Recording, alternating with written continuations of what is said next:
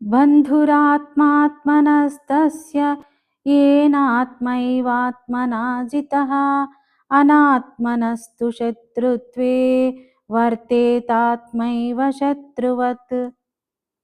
మనస్సును, ఇంద్రియాలను, శరీరమును జయించిన జీవుడు తనకు తానే మిత్రుడు. అట్లా జయించని వాడు తనకు తానే శత్రువు. అనగా ఇంద్రియాలను జయించిన వానికి మనస్సు, ఇంద్రియాలు, శరీరము భగవత్ప్రాప్తికి మిత్రునిలా సహకరిస్తాయి. అట్లా కాక జితేంద్రియుడు కానివానికి మనస్సు, ఇంద్రియాలు, శరీరము శత్రువుల వలె ప్రవర్తించి లక్ష్య సాధనకు అవరోధాలుగా నిలుస్తాయి. జితాత్మనః ప్రశాంతస్య పరమాత్మా సమాహితః శీతోష్ణ సుఖ దుఃఖేషు తథా మానవమానయోః.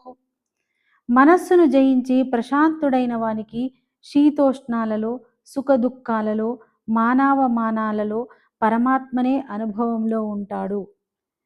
జ్ఞాన విజ్ఞాన తృప్తాత్మా కూటస్థో విజితేంద్రియః యుక్త ఇత్యుచ్యతే యోగి సమలోష్టాశ్మకాంచనః. పరమాత్మ ప్రాప్తి పొందిన యోగి యొక్క మనస్సునందు జ్ఞాన విజ్ఞానాలు నిండి ఉంటాయి. అతడు వికారం లేనివాడు, ఇంద్రియాలకు పూర్తిగా వశపరుచుకున్నవాడు, మట్టిని, రాతిని, బంగారాన్ని సమానంగా చూస్తాడు. సుహృన్మిత్రార్యుదాసీన మధ్యస్థద్వేష్య బంధుషు సాధుష్వపి చ పాపేషు సమబుద్ధిర్విశిష్యతే. ఏదీ ఆశించక ఉపకారం చేసేవారి యందు, మిత్రులయందు, శత్రువులయందు, ఉదాసీనులయందు, మధ్యస్థులయందు, ద్వేషింపదగిన వారి యందు, బంధువులయందు, ధర్మాత్ములయందు, పాపులయందు సమబుద్ధి కలిగిన వాడు మిక్కిలి శ్రేష్ఠుడు. యోగి యుంజీత సతతం ఆత్మానం రహసి స్థితః ఏకాకీయత చిత్తాత్మా నిరాశీర పరిగ్రహః.